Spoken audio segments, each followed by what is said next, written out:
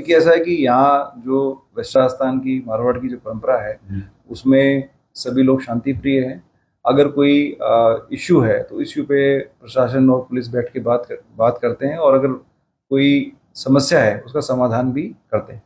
जहाँ जहाँ तक बात है इस समस्या की, इसमें शिव विधायक एक स्टेक होल्डर हैं, उसके अलावा लोकल लोग भी हैं, सरपंच भी हैं और जनप्रतिनिधि भी हैं। सभी की बात कलेक्टर साहब सुन रहे हैं, और उसमें जो भी विधिक सम्मत कार्रवाई होगी, सही कार्रवाई होगी, वो प्रशासन के स्तर पर निर्णय लिया जाएगा और पुलिस प्रशासन के सहयोग से जो सही होगा वो किया जाएगा। परंतु इसमें विशेष बात यह है कि निजी जमीन किसी भी कंपनी की या किसी भी व्यक्ति की अगर है तो वो अपने पूरे देश के अंदर उसका पूरा हक है कि वो उसके अंदर उसको कैसे भी इस्तेमाल कर सकता है।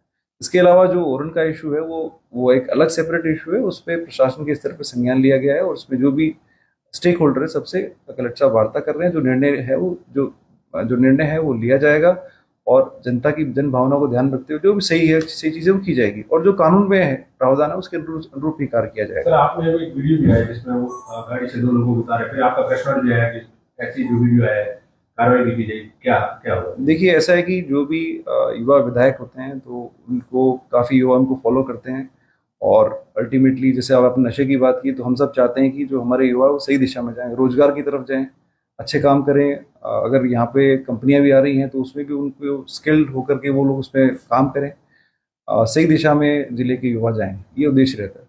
और मुझे लगता है कि जो माननीय विधायक हैं वो गंभीर पर बहुत ही जिम्मेदार पद पे हैं। इस तरह की जो चीज़ आई है, उस जो वीडियो आया था उसने उसको वेरीफाई कराया, वीडियो सही पाया गया, उसमें जो विधिक कार्रवाई वो की जाएगी। परंतु बड़ा अनफॉर्चुनेट है क्योंकि he is a young MLA और उनसे ऐसी अपेक्षा नहीं की जाती कि वो कानून को हाथ में लें। ऑल तो वहाँ पे पुलिस प्रशासन के द्वारा बहुत ही सौहार्दपूर्ण माहौल में वार्ता भी की गई, कई स्तर की वार्ता की, कलेक्टर साहब के स्तर पर भी वार्ता की गई। परंतु जो कानून का उल्लंघन उस वीडियो में दिख रहा है और उनके द्वारा भी सोशल मीडिया प्लेटफॉर्म से उसे शेयर किया गया है, तो उसमें जो भी विधिक कार्रवाई वो की जाएगी और उसमें जो भी सक्षम एजेंसी है सीआईडीसीबी वो उसमें तफ्तीश करेगी। तो उनका कहना है कि जो विरोध करना लोकतंत्र में अधिकार है लोगों का, इसलिए उनको गिरफ्तार क्यों किया? ये देखिए ऐसा है कि जो भी कल की घटना थी उसके अंदर प्रशासन की तरफ से लिखित आदेश था और निजी कंपनी के द्वारा और लोकल सरपंच के द्वारा पुलिस इमदाद मांगी गई। कोई भी व्यक्ति अगर अपनी प्राइवेट जमीन पे काम करना चाहेगा तो उसका हक है, देश का कानून यही कहता है। जो ग्रामीणों के इशू हैं वो जो इशू है वो एक अलग इशू है, वो जेन्युइन भी है और उसको लेकर के प्रशासन गंभीर भी है। तो दो मुद्दों को मिक्स करना ठीक नहीं रहेगा। प्राइवेट जमीन पे कोई व्यक्ति अगर काम करना चाहता है या कोई संस्था काम करना चाहती है तो उसका हक है, वैधानिक। भारत का संविधान, भारत के कानून उसको अलाउ करते हैं और उसी के तहत काफ़ी समय भी ग्रामीणों को दिया गया, वार्ता में दौर भी चले और सरपंच और कंपनी ने प्रतिवेदन कलेक्टर साहब को दिया। उसके स्तर पे पुलिस जाब्ते की डिमांड की गई और जो भी विधि सम्मत कार्रवाई की गई, और फिर भी पुलिस ने बड़ा संयम बरतते हुए जो भी ग्रामीणों को समझाइश करते हुए, उनको रियल सिचुएशन समझाते हुए, उनकी समस्याएं भी सुनते हुए हम लोग इस मुद्दे में बड़ा संवेदनशीलता के साथ कार्य कर रहे हैं।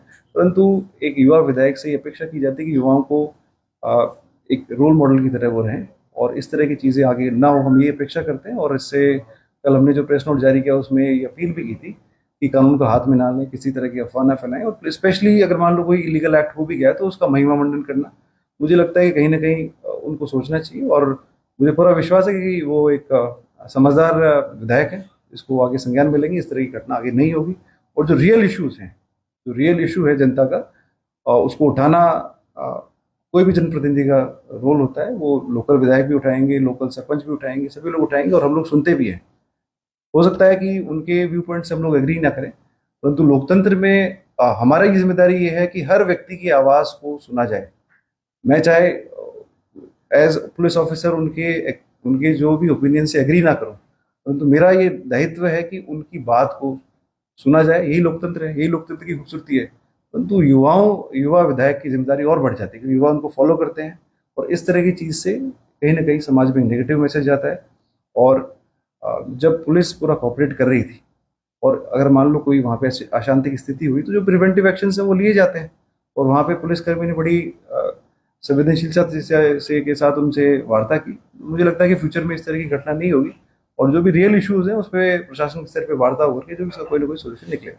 वर्तमान में क्या स्थिति है वर्तमान में? वर्तमान में अभी वहाँ पे पुलिस और प्रशासन के अधिकारी मौजूद हैं और कलेक्टर साहब के से एक प्रतिनिधिमंडल मिला है और भी जो स्टेक होल्डर्स हैं, लोकल एमएलएज हैं और लोग भी मिलेंगे।